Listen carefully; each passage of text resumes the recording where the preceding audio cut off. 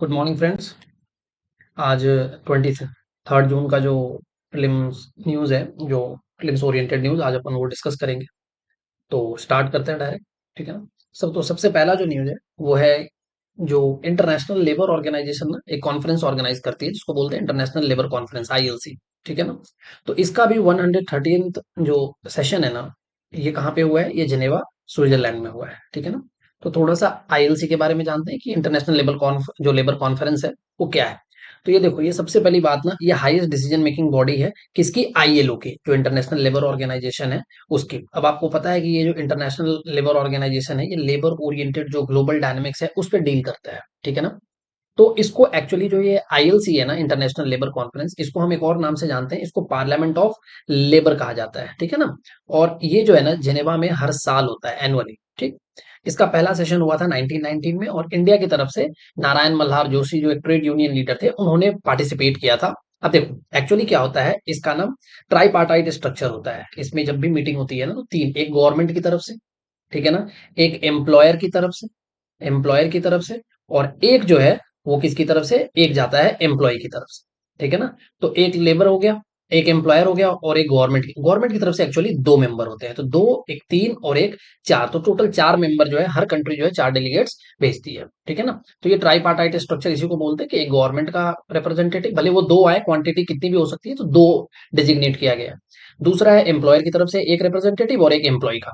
ठीक है ना। तो लेबर की भी बात सुनी जाती है, एम्प्लॉयर की भी बात सुनी जाती है, और गवर्नमेंट का जो अपना ओपिनियन है, जो गवर्नमेंट जिस विजन को लेके कैरी फॉरवर्ड हो रही है अपने पॉलिसीज को लेके आगे, वो भी गवर्नमेंट भी अपनी बात रखती है। ठीक है ना। और एक तरीके से जो ग्लोबल पॉलिसी है ना, उसके अंदर एक कंटिन्यूटी रहे, पर्टिकुलरली जो इंडस्ट्रियल सेक्टर है या मैन्युफैक्चरिंग सेक्टर है, जिसमें जहां भी लेबर इन सेक्टर इन्वॉल्व है, जहां पे लेबर ओरिएंटेड काम है, तो उन सेक्टर को ध्यान में रखते हुए कि कैसे एक ग्लोबल कन्वर्जेंस आए सारी पॉलिसीज में, उसके लिए ये कॉन्फ्रेंस हर साल आईएलओ जो है जिनेवा में ऑर्गेनाइज करती है। ठीक है ना। तो अब देखो, इसमें सारे जो है ना, ये जब मिलते हैं तो रिप्रेजेंटेटिव आते हैं, गवर्नमेंट, एम्प्लॉयर और वर्कर सारी तरफ से। एक आईएलओ के 187 मेंबर स्टेट्स हैं, इतने मेंबर हैं। ठीक है ना। और वो सबके सब जो है वहां पे आते हैं। इंडिया जो है इंटरनेशनल लेबर ऑर्गेनाइजेशन का फाउंडिंग मेंबर है, और आईएलओ जो है ये बहुत पुरानी ऑर्गेनाइजेशन, इनफैक्ट 1919 में, फर्स्ट वर्ल्ड वॉर के बैकड्रॉप में ही ऑर्गेनाइजेशन बन गई थी। तो अब तक आईएलसी, ये जो लेबर कॉन्फ्रेंस हुआ है ना, इसमें इंडिया की तरफ से भी चार प्रेसिडेंट रह चुके हैं। ठीक है ना। तो कौन कौन से रहे? अतुल चटर्जी हो गए, जगजीवन राम हो गए, वो इंडिया के लेबर मिनिस्टर भी थे। डॉक्टर नागेंद्र सिंह हो गए, ये आईसीजी के प्रेसिडेंट रहे। और रविंदर वर्मा, ठीक है ना, तो ये भी मिनिस्टर ऑफ लेबर और पार्लियामेंट अफेयर्स रहे 1979 में। तो इंडिया की तरफ से चार लोग जो हैं, वो चार इंडियन प्रेसिडेंट आईएलसी में ऑलरेडी पार्टिसिपेट कर चुके हैं। ठीक है ना। अब देखो, आईएलसी में क्या क्या अडॉप्ट किया गया है। ठीक है ना। तो एक तो कन्वेंशन नंबर 192 है, तो ये डायरेक्ट आपसे कभी पूछ लिया जाएगा प्रीलिम्स में कि ये किस पे है, तो ये बायोलॉजिकल हैजार्ड्स पे है। ठीक है ना। वो जैसे मान के चलो, जो ऐसे समझो कि कोई सेक्टर है जहाँ पे बायोलॉजिकल जो वेस्ट है उससे डील कर रहे हैं, या फिर अपने को पता है कि जो भी मेडिकल वेस्ट होते हैं वो भी हमारे लिए, अब हमारे हेल्थ के लिए इतने अच्छे नहीं होते। तो कई बार क्या होता है, ये जो बायोलॉजिकल हजार्ड्स है ना, ये इन दिनों, ये आजकल बहुत ज्यादा न्यूज में रहते हैं। ठीक है ना। तो बायोलॉजिकल हैजार्ड्स के ऊपर कन्वेंशन जो है इन्होंने अडॉप्ट किया है। अच्छा, एक और बात, एक मैरीटाइम लेबर कन्वेंशन जो है 2006 का था, इंडिया ने हालांकि इसको रेटिफाई किया था 2015 में। तो इसने क्या किया है, इसने सी फेरर्स जो है ना, जो समंदर में जाते हैं, उनके राइट्स को भी रिकॉग्नाइज किया है। कई बार क्या होता है, देखो समंदर के अंदर ना कोई बाउंड्री नहीं होती, आपके ईजेड को क्रॉस करके कई बार जो है ना, जो सी फेरर्स होते हैं वो यहाँ से यहाँ क्रॉस कर जाते हैं। ठीक है ना। फिर उसको दूसरी जो कंट्री है वो क्या करती है, वो अरेस्ट कर लेती है। तो इनके राइट्स को भी थोड़ा सा रिकॉग्नाइज किया गया है, और इनके साथ कितने लीनियंट हो सकती है, तो जो गवर्नमेंट है, रेस्पेक्टिव गवर्नमेंट, उसकी भी बात यहाँ की गई है। ठीक है ना। मैरीटाइम लेबर कन्वेंशन जो है इन्होंने अडॉप्ट किया। अच्छा, एक रिपोर्ट भी ये निकालती है, ये रिपोर्ट इंटरनेशनल लेबर ऑर्गेनाइजेशन का इंपॉर्टेंट है, वर्ल्ड सोशल प्रोटेक्शन रिपोर्ट। और इसने बोला है कि इंडिया में जो सोशल प्रोटेक्शन कवरेज है ना, 2019 में 24.4% था, अब ये बढ़ के 64.3% हो गया है। तो ये सोशल प्रोटेक्शन कवरेज क्या होता है, जैसे मान के चलो, जैसे सपोज देखो, आप फॉर्मल सेक्टर में काम कर रहे हो, तो आपके पास क्या है, पेंशन की फैसिलिटी है, ग्रेचुटी है, ये सारी चीजें आपको मिलती है। ठीक है ना। आप सोशली प्रोटेक्टेड हो। ठीक है ना। कि रिटायरमेंट के बाद भी, या मतलब आप जॉब भी कर रहे हो तो आपके पास मेडिकल इंश्योरेंस, या रिटायरमेंट के बाद पोस्ट रिटायरमेंट भी है, आपको बहुत सारे बेनिफिट्स मिलते हैं। पर इनफॉर्मल सेक्टर जो है ना, as far as informal sector is concern, तो यहाँ पे ऐसा कुछ भी नहीं है। तो यहाँ पे गवर्नमेंट जो है मिनिस्ट्री ऑफ लेबर के थ्रू ईएसआईसी, ईपीएफओ, इस तरीके के ऑर्गेनाइजेशन जो है वो रन करती है। ठीक है ना। और यहाँ पे, ठीक है ना, इस तरीके से वो एम्प्लॉय स्टेट इंश्योरेंस कॉर्पोरेशन हो गया, एम्प्लॉय प्रोविडेंट ऑर्गेनाइजेशन हो गया, ये सब ministry of labour and employment के ऑर्गेनाइजेशन है। ठीक है ना, स्टेचुअरी ऑर्गेनाइजेशन है। तो ये क्या करते हैं, ये गवर्नमेंट को, ये जो इनफॉर्मल सेक्टर में पर्टिकुलरली, तो ऐसा नहीं है कि इनफॉर्मल, फॉर्मल में भी, लेकिन ये क्या करते हैं, सोशल प्रोटेक्शन कवर को इंश्योर करते हैं कि एम्प्लॉय के पास उसकी ग्रेचुटी बने, उसका प्रोविडेंट फंड बने, ताकि वो रिटायर पोस्ट रिटायरमेंट जो है उसकी डिपेंडेंसी जो है कम हो। तो इंडिया में 2019 में 24.4% था, अब ये बढ़ के 64.3% हो गया। अब देखो कि इंडिया में बहुत सारे लेबर लॉज थे, ठीक है ना। तो हमने क्या किया है, चार लेबर लॉ, जो चार जो बड़े साइज, मतलब हमने क्या किया, सबको कंपाइल करके चार जो है ना लेबर कोड बनाए हैं, 4 लेबर कोड्स, ठीक है ना। अभी ईपीएफओ का एग्जाम आएगा, उसके लिए ये बहुत ज्यादा इंपॉर्टेंट है ये लेबर कोड्स। तो इंडिया ने क्या किया है, इंडस्ट्री को ईज ऑफ डूइंग बिजनेस को इंश्योर करने के लिए जो लेबर रिलेटेड जो कंप्लायंस थे उसको कैसे मिनिमाइज किया जाए, उसके लिए सारे लेबर लॉज को क्या किया, क्योंकि इसमें एम्बिग्यूटी थी बहुत सारी, तो उन्होंने क्या किया, अपने गवर्नमेंट ऑफ इंडिया ने कि लेबर कोड्स बना दिए चार। तो सिर्फ अब अपने पास चार लेबर कोड्स है, डन। तो ये आर्टिकल पहला था, ये हमने डिस्कस किया। सेकंड आर्टिकल, ठीक है ना। अभी ये जो है ना quarterly cements QS world university rankings, ये एक यूके बेस्ड ना एजुकेशन एनालिटिक्स फॉर्म है, ये हर साल ना रैंकिंग देती है दुनिया की, ठीक। तो इसने इस बार भी इसकी रैंकिंग आई है, और ये बहुत ज्यादा, ये यूके बेस्ड जो ऑर्गेनाइजेशन है, ये क्यूएस क्वार्टरली सीमेंट्स, ये बहुत रिलेवेंट ऑर्गेनाइजेशन है, बहुत ट्रस्टेड है इसकी रैंकिंग। तो इसमें देखो सबसे ज्यादा बोला गया है, जो India fourth most represented country है, तो सबसे ज्यादा जो कॉलेजेस आए हैं वो यूनाइटेड स्टेट्स ऑफ अमेरिका के हैं 192, followed by UK United kingdom, और चाइना के 72, ठीक है ना। तो इंडिया की तरफ से देखो फोर्थ है, तो इंडिया में इंडिया के कितने कॉलेजेस आए हैं, यूनिवर्सिटीज आई है 54, ठीक है ना। अब दुनिया की अगर बात करो, तो टॉप लिस्ट में अगर दुनिया की देखो तो मैसाचुसेट्स जो है एमआईटी, ये टॉप पे है। एमआईटी के बाद आपका इंपेरियल हो गया, imperial college London, imperial college of London, ठीक है ना, फॉलोड बाय स्टैनफोर्ड, ठीक है ना।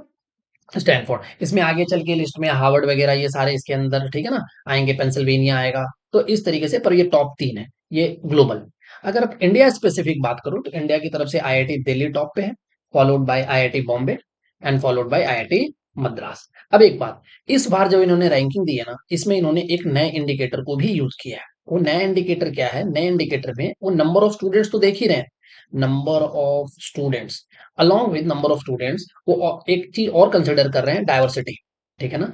जैसे बाहर से कितने स्टूडेंट पढ़ने आए वो तो ठीक बात है, पर क्या सारे के सारे एक ही कंट्री से आ गए हैं, सपोज सबके सब जिम्बाब्वे से आ गए हैं या फिर नामीबिया से आ गए हैं, तो नहीं।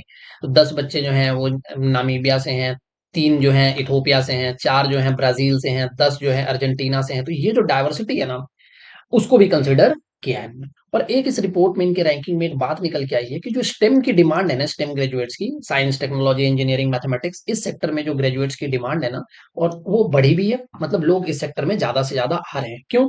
अब देखो इसके आने का ना एक रीजन बताता हूँ, ठीक है ना। बहुत सारे जो कंट्रीज हैं वो एक स्कीम चला रहे हैं कि किसी तरीके से जो लड़कियां हैं, जो गर्ल चाइल्ड्स है ना, ठीक है ना, उनको क्या किया जाए, उनको स्टेम की तरफ उनको लेके जाया जाए। इनका ज्यादातर इंटरेस्ट ह्यूमैनिटीज में रहता है, ठीक है ना, आर्ट्स की तरफ।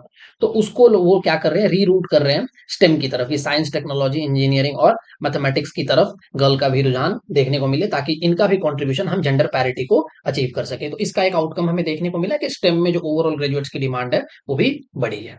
तो ये सेकंड आर्टिकल था। तीसरा, ये भी बहुत इंपॉर्टेंट न्यूज है। अभी आपको पता है कि ईरान इजराइल टेंशन चल रहा है, बीच में यूएसए भी है।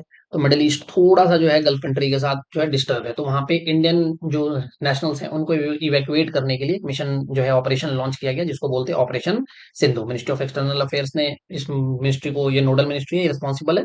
और ईरान में जो इंडियन एम्बेसी है और आर्मीनिया में, ये दोनों इसको सपोर्ट कर रहे हैं। इसको इंडस, अब सिंधु नाम क्यों दिया गया है, क्योंकि इंडिया ईरान का ना हिस्टोरिक टाई है, ठीक है ना, सिंध। और इसको जो सिंधु रिवर है, जिसको अपन इंडस रिवर के नाम से जानते हैं, तो वहां से इसका मतलब बहुत पुराने मेसोपोटामियन कल्चर को रिप्रेजेंट करने के लिए काइंड ऑफ आप ऐसे समझ सकते हो कि ये नाम दिया गया है। तो एज अब एक बात, अब ना जब ये ऑपरेशन कोई न्यूज में है ना, तो कई सारे जो ऑपरेशन जो पास्ट में हो रखे हैं ना वो भी न्यूज में आ जाते हैं। तो रिसेंट पास्ट में जो जो अपने ऑपरेशन हैं, उसमें एक तो कावेरी है, जो हमने सूडान से, जब सूडान की क्राइसिस थी तब हमने निकाला था। ऑपरेशन दोस्त, जब टर्की में सीरिया में अर्थक्वेक आया था तो वहां पे ऑपरेशन दोस्त चलाया था। ऑपरेशन गंगा यूक्रेन कन्फ्लिक्ट के टाइम पे, ठीक है ना। देवी शक्ति अफगानिस्तान, जब यूएसए जा रहे थे अफगानिस्तान से तब। और वंदे भारत मिशन, ये कोविड-19 के टाइम पे हमने चलाया था, ठीक है ना। तो ये हमारे 5 मिशन हैं जो सक्सेसफुल हैं, और अभी हमने ऑपरेशन सिंधु जो है जस्ट अभी लॉन्च किया है, ताकि इवैक्यूएट कर सके, कहां से, इंडियन नेशनल फ्रॉम ईरान। तो ये सारे भी इंपॉर्टेंट हैं, और ऑपरेशन सिंधु भी आपका इंपॉर्टेंट है। चलो नेक्स्ट आर्टिकल पे, नेक्स्ट आर्टिकल अपन चलते हैं। ये है एनर्जी ट्रांजिशन इंडेक्स, ठीक है ना। अब इस आर्टिकल को आप ध्यान से देखो, तो ये किसकी बात कर रहा है, ये एनर्जी ट्रांजिशन इंडेक्स की बात कर रहा है, ठीक है ना। मतलब कंट्री जो है ना, देखो हमारी बात चल रही है कि हम सारी कंट्री जो है मोर और लेस फॉसिल फ्यूल वाली एनर्जी पे जो है हम डिपेंड कर रहे हैं। पर ग्लोबल ट्रांसफॉर्मेशन जो है वो इस तरीके से है कि हमें क्लीनर, सस्टेनेबल और सिक्योर एनर्जी सिस्टम की तरफ हमें जाना है। तो कौन सा कंट्री किस तरीके से जा रहा है, ठीक है ना, उसकी क्या डेवलपमेंट है, उसको लेके ये जो एनर्जी ट्रांजिशन इंडेक्स है, ठीक है ना, उसने जो है ये एक इंडेक्स बनाया है और रैंकिंग किया है। तो इंडिया का जो रैंक है ना, वो आउट ऑफ 1118 71st है, आउट ऑफ 1118 कंट्रीज, ठीक है ना। इंडिया ने अच्छा काम किया है। अब आप देखो एक चीज, सबसे बड़ी बात, इसको रिलीज कौन करता है, तो वर्ल्ड इकोनॉमिक फोरम, ये याद रखना, वर्ल्ड इकोनॉमिक फोरम, ठीक है। चार चीजों पे बेस्ड होती है, सिक्योरिटी, ठीक है ना, कि रिलायबल कितनी एनर्जी हमारी जो भी हम सिस्टम यूज कर रहे हैं, सस्टेन करेगा कि नहीं करेगा, ग्रीन और इको फ्रेंडली एनर्जी, इक्विटी की क्या जो है ना उसका डिस्ट्रीब्यूशन कैसा है, क्या सारे ग्रुप्स जितने भी सेक्शन, ऐसा तो नहीं है कि प्रिविलेज्ड को मिल रहा है और अंडर प्रिविलेज्ड को हम इग्नोर कर रहे हैं, ठीक है ना, उनको फॉसिल की ही जो एक्सेस है या नॉन रिन्यूएबल सोर्सेज पे ज्यादा डिपेंडेंसी है उनकी, और जो हम जिसकी बात कर रहे हैं ट्रांजिशन में, उसमें जो जो इको फ्रेंडली एनर्जी है या ग्रीन एनर्जी है, उसका एक्सेस रेस्ट्रिक्टेड है, ठीक है ना। दूसरी बात, रेडीनेस की, पॉलिटिकल विल कितना है, क्या हम पर हमारे पास पैसा है, हम इनोवेट कर पा रहे हैं, लोग स्किल्ड लोग हैं हमारे पास। तो इन सारे पैरामीटर के बेसिस पे ये रैंकिंग जो है वो तैयार की गई है। तो इसमें देखो सबसे अच्छे जो टॉप 5 परफॉर्मर हैं, स्वीडन हो गया, फिनलैंड हो गया, डेनमार्क, नॉर्वे और स्विट्जरलैंड। चाइना 12th रैंक पे है, यूएसए 17th, पाकिस्तान 101st पे। सबसे जो लास्ट रैंक पे आया है, वो रैंक पे आया है कॉन्गो, ठीक है ना। तो ये ध्यान रखना। और इस रिपोर्ट का ना एक चीज याद रखना, एक टाइटल है कि फॉस्टरिंग इफेक्टिव एनर्जी ट्रांजिशन। कई बार ना वो टाइटल या थीम आजकल पूछने लग गए हैं, ठीक है ना। तो ये हमारा जो था आर्टिकल था। तो अब एक ना इम्पोर्टेंट अभी डे आया था, वर्ल्ड क्रोकोडाइल डे, ठीक है ना।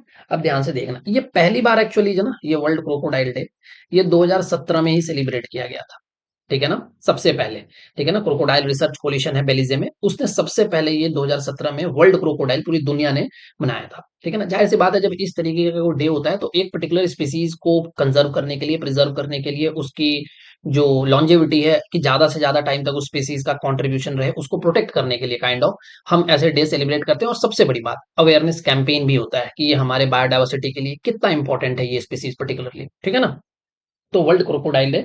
तो अभी क्या हुआ है कि उड़ीसा जो गवर्नमेंट है ना, उसने सेलिब्रेट किया है वर्ल्ड क्रोकोडाइल डे और थीम रखा है कनेक्टिंग क्रोकोडाइल्स एंड कम्युनिटीज। अब ध्यान रखने वाली बात है कि उड़ीसा ना पूरे इंडिया में अकेला ऐसा स्टेट है कि जिसके पास क्रोकोडाइल की ना तीनों, जो तीन अगर आप बोलो तो क्रोकोडाइल की स्पीसीज है। मैं एक बार यहाँ पे आपको बताता हूँ, ये देखो, ये है घड़ियाल, एक है सॉल्ट वाटर क्रोकोडाइल और एक है मगर क्रोकोडाइल, ठीक है ना। अब देखो ये जो घड़ियाल देखोगे ना, तो इसका जो नोज होता है ना, तीनों में डिफरेंस क्या है, इसका जो नोज होता है ये पॉइंटेड नोज होता है, इस तरीके से एकदम आगे, एकदम ऐसे पॉइंटेड नोज होता है। ये रही घड़ियाल की अगर बॉडी, तो इस तरीके से पॉइंटेड नोज होता है, ठीक है ना, जिसको हम पॉइंटेड नोज को एक टर्म यूज करते हैं, लॉन्ग स्नाउट, SNOUT, ये लॉन्ग स्नाउट है, ठीक है ना। दूसरी बात, ये जो है ना महानदी रिवर देख रहे हो, तो यहाँ से आप एक चीज ट्रेस कर सकते हो, ये क्लीन वाटर में ही आपको मिलेगा, ठीक है ना, ये साफ पानी जहां रहेगी वहां मिलेगा। तीसरा, थोड़ा बहुत ये हार्मलेस होता है, ठीक है ना, ये हार्मलेस होता है, ठीक है ना। और इसका जो IUCN स्टेटस है वो है क्रिटिकली इंडेंजर्ड। Done, clear. अब देखो ये जो सॉल्ट वाटर क्रोकोडाइल है, जो भीतरकनिका मैनग्रोव में है, तो जाहिर सी बात है ये मैनग्रोव में है, तो मैनग्रोव्स के अंदर आपको ये थोड़ा सा डेंजरस भी होता है ये, ठीक है ना, हार्मलेस नहीं होता। दूसरा, इसकी जो स्टेटस है वो वल्नरेबल है, ठीक है ना, सॉल्ट वाटर क्रोकोडाइल की वल्नरेबल है। और दूसरी बात, एक और चीज याद रखनी है कि जो सॉल्ट वाटर है ना, ये एग लेइंग क्रोकोडाइल है, ठीक है ना, ये एग ले करता है। डन। और लास्ट है जिसको हम बोलते हैं, ठीक है ना। और एक सेकंड, सॉरी सॉरी, मैंने ना ये जो सॉल्ट वाटर क्रोकोडाइल है ना, ये बेसिकली ये सॉल्ट वाटर क्रोकोडाइल जो भीतरकनिका मैंग्रोव्स में है ना, ये डेंजरस तो है, इसको ना, इसके जो IUCN स्टेटस है ये वल्नरेबल नहीं है, ये एक्चुअली IUCN स्टेटस इसका लीस्ट कंसर्न है, क्योंकि इसकी क्वांटिटी अभी बहुत ज्यादा है हमारे पास, ठीक है ना, अवेलेबिलिटी। दूसरी बात, एक चीज ध्यान रखना है कि ये ना, इसको एक और नाम से जाना जाता है, मैन ईटर, ठीक है ना, एस्चुरीज में मिलता है। और इसको मैन मतलब इतना डेंजरस है कि इसको एक टाइटल दिया गया है मैन ईटर का। और लास्ट आते हैं हमारे पास मगर, ठीक है ना। तो मगर जो है ना, वो है एग ले, जो है ना मगर जो है वो एग ले करते हैं, ठीक है ना। और ये भी, हालांकि देखो डेंजरस तो ये भी है, लेकिन इनको मैन ईटर नहीं कहा जाता, पर ये डेंजरस है। डन। और इनके जो IUCN स्टेटस है वो वल्नरेबल है। तो मगर वल्नरेबल है, सॉल्ट वाटर हमारे पास लीस्ट कंसर्न है। और घड़ियाल की अगर आप बात करो, तो घड़ियाल हमारे क्या है, क्रिटिकली इंडेंजर्ड। तो उड़ीसा गवर्नमेंट ने क्रोकोडाइल, जो देखो इंडिया ने ना क्रोकोडाइल कंजर्वेशन प्रोजेक्ट 1975 में स्टार्ट किया था, ठीक है ना। तो अभी उसके 50 साल हुए, ठीक है ना, काइंड ऑफ। तो उड़ीसा गवर्नमेंट ने दो 50 साल पूरे होने पे एक कनेक्टिंग क्रोकोडाइल कम्युनिटीज थीम से क्रोकोडाइल डे सेलिब्रेट किया। ठीक है ना? तो ये हमारे लिए ये न्यूज़ में था ये आर्टिकल, तो इसलिए इम्पोर्टेंट है। और एक ध्यान मैंने एक बात बताई कि उड़ीसा जो है अकेला जो है स्टेट है जिसके पास तीनों स्पीशीज हैं किसकी, क्रोकोडाइल की। डन। तो आज का ये आर्टिकल था, और जो भी इम्पोर्टेंट आर्टिकल्स हैं हमारे वो सारे अपने आज वाले जो है डिस्कस किए। और आप एक बार वीडियोस जो जो भी आप देख रहे हो, तो आप जो भी अगर फीडबैक देना है तो आप कमेंट कर सकते हो। और आप अपने जो फीडबैक है उसको आप एक बार बताओ, तो उसमें अपन क्या इम्प्रूव कर सकते हैं वो भी अपन देखते हैं। चलो, थैंक यू वेरी मच।